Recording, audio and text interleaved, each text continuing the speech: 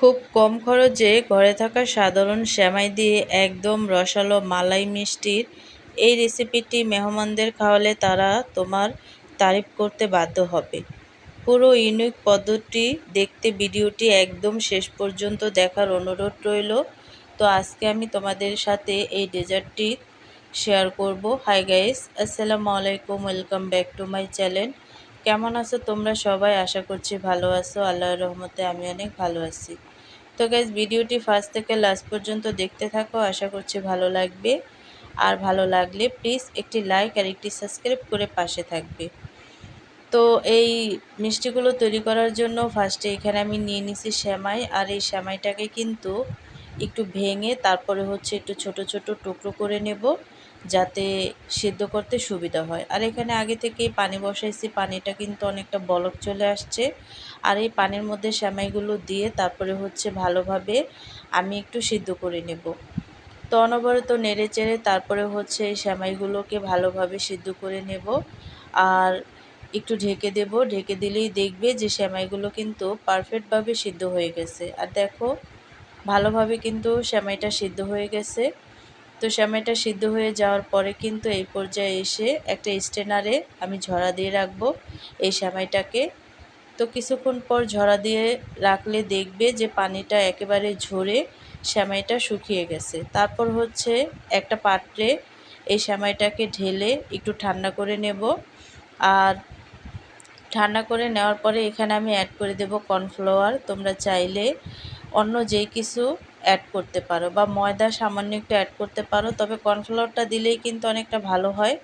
তো কর্নফ্লাওয়ারটা দিয়ে ভালোভাবে আমি একটু মেখে নিচ্ছি। এই সেমাইটা যেহেতু এখন অনেক গরম, তার জন্য কিন্তু চামচের সাহায্যে আমি মেখে নিয়ে তারপরে মিষ্টির শেপ দিয়ে নিব। আমি রসমালাইয়ের শেপ দিয়ে নিব, তার জন্য লম্বালম্বিভাবে মিষ্টির শেপটা দিয়ে নিব। আর দেখো, খুব সহজে কিন্তু আমি মিষ্টিটাকে তৈরি করে নিছি। এভাবে করে সবগুলো মিষ্টি আমি তৈরি করে নেব। তো মিষ্টিগুলো তৈরি করা হয়ে গেছে। এখানে একটা হাঁড়িতে দিয়ে দিছি তেল, আর এই তেলের মধ্যে হালকা করে ভেজে নেব। আমাদের এই সেমাইয়ের ডেজার্টটি যেন একদম পারফেক্ট নরম আর রসালো হয়, তার জন্য দুটি জরুরি টিপস মনে রাখবে। সেমাই সিদ্ধ করে পানি ঝরানোর পর যখন কর্নফ্লাওয়ার দিয়ে ডো তৈরি করবে, তখন খেয়াল রাখবে ডো যেন খুব বেশি শক্ত বা একদম পাতলা না হয়। আর রসমালাইয়ের শেপ দিয়ে যখন মিষ্টিগুলো তেলের মধ্যে ভাজবে, তখন চুলার আঁচ হালকা বা মাঝারি রাখবে। হালকা আঁচে সুন্দর কালার করে ভাজলে মিষ্টির উপরটা ক্রিস্পি হবে এবং শিরায় দিলে রসটা ভেতরে ভালোভাবে ঢুকবে। তো সম্পূর্ণ মিষ্টিগুলো আমি হালকা আঁচে হালকা করে ভেজে নিছি। তারপর একটা হাঁড়ি নিয়ে নিছি, হাঁড়িতে দিয়ে দিছি চিনি। চিনির ক্যারামেল তৈরি করার সময় চিনি যেন পুড়ে কালো না হয়, হালকা সোনালি হতেই তরল দুধ দিয়ে দেবে।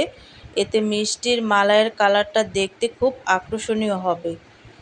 তো ক্যারামেলটা তৈরি হয়ে যাওয়ার পরে এখানে আমি অ্যাড করে দেব আগে থেকে জাল করে রাখা দুধ। আর এই দুধটা দেওয়ার পরে কিন্তু অনবরত নেড়ে চেড়ে তারপরে এই ক্যারামেলের শিরাটা আমি তৈরি করে নেব। আর এখানে আমি দিয়ে দিচ্ছি 3টা এলাচ, আর মিষ্টি হওয়ার জন্য চিনি দিয়ে তারপরে অনবরত নেড়ে চেড়ে জাল করে নেব এই শিরাটাকে। তো জাল করে নেওয়ার পরে কিন্তু এখানে আমি আরেকটু ক্রিমি হওয়ার জন্য অ্যাড করে দিচ্ছি গুঁড়া দুধ। আর গুঁড়া দুধটাকে দিয়ে তারপরে অনবরত নেড়ে চেড়ে তারপরে এই শিরাটাকে ভালোভাবে জাল করে নেব। তো এইভাবে অনবরত জাল করে নেওয়ার পরে এখানে আমি অ্যাড করে দেব যে মিষ্টিগুলো আগে থেকে আমি হালকা আঁচে ভেজে রাখছিলাম, সেই মিষ্টি এক এক করে সবগুলো মিষ্টি এখানে আমি অ্যাড করে দেব। দিয়ে তারপরে হালকা করে একটু নাড়াচাড়া দিয়ে আমি ঢেকে ঢেকে জাল করে নেব কিছুক্ষণের জন্য। তো দেখো, আমি কিন্তু ঢেকে ঢেকে তারপরে জাল করে নিচ্ছি। আর এভাবে করেই কিন্তু ঢেকে ঢেকে জাল করে নিতে হবে। রান্না কিন্তু একটা শিল্প, আর এই শিল্পেও একটি নতুনত্ব আনে। সাধারণ উপকরণ অসাধারণ হয়ে ওঠে। ফুটন্ত পানিতে সেমাই সিদ্ধ করার পর যখন আমরা এটাকে সুন্দর করে মেখে মিষ্টি শেপ দেই এবং সুন্দর কালার করে ভেজে এলাচ সুগন্ধি মালাই শিরায় জাল করি, তখন রান্নার রূপটা বদলে যায়। যখন ভাজা মিষ্টিগুলো মালাইয়ের রসে ভিজে একদম টইটুম্বর হয়ে উঠবে, তখন দেখতে এটা রাজকীয় লাগবে। মন দিয়ে আর ধৈর্য দিয়ে রান্না করলে প্রতিটি রান্নাই অমৃত হয়ে ওঠে। তো আমি এক রাত্রের জন্য কিন্তু এই মিষ্টিটাকে রেখে দিচ্ছি, যার জন্য মালাইটা ঘন হয়ে মিষ্টিগুলো একটু বড় বড় সাইজের হয়ে গেছে। তো আমি পরিবেশন করে নিচ্ছি। তৈরি হয়ে গেল ফুটন্ত পানির মধ্যে সেমাই দিয়ে অপূর্ব স্বাদের ইউনিক ডেজার্ট রেসিপি। গরম গরম কিংবা ফ্রিজে রেখে ঠান্ডা ঠান্ডা দুইভাবে এই মিষ্টিটি পরিবেশন করতে পারো। আশা করি আমার আজকের এই নতুন রেসিপিটি তোমাদের ভীষণ ভালো লেগেছে।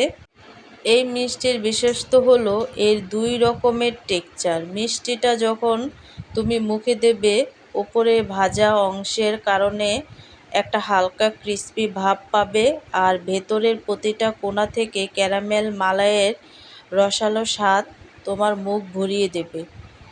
আসন্ন ঈদে বা যে কোনো মেহমানের আপ্যায়নে সবসময় তো আমরা সাধারণ লাচ্ছা বা জর্দা সেমাই খেয়ে থাকি, কিন্তু এবারের এই ইউনিক সেমাইয়ের ডেজার্টটি টেবিলে পুরো আকর্ষণ কেড়ে নেবে। ভিডিওটি ভালো লাগলে অবশ্যই লাইক, কমেন্ট ও শেয়ার করবে।